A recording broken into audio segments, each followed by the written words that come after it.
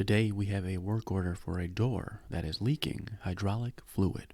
First, we will remove the cap on the door closing mechanism. This specific mechanism has some odd-shaped screws, but once they are removed, this cap will come right off for you. After that cap is removed, you will be able to see the inner workings of the mechanism, and you will be able to see then directly where the leak is coming from.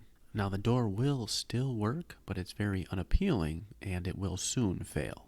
The current door closer on currently has 4 screws that we just need to take out. Make sure you have a door stop in so that when you take it out, the door does not slap you in the face. There are many different closing mechanisms you can choose from. There are different brands, different numbers on those brands, and the closing mechanism often closes either left or right, but many of the newer models often close left and right. The base that the arm is attached to is often reusable from the old model. The new model had 2 screws in the same area and then 2 new ones, but it came with self-tapping screws in the packet.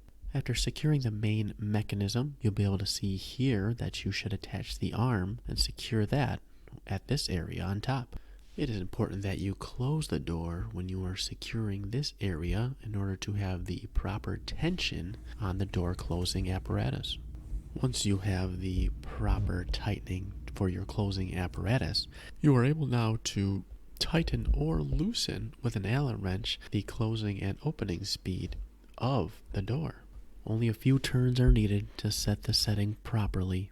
Then you clean up the door and you are all set.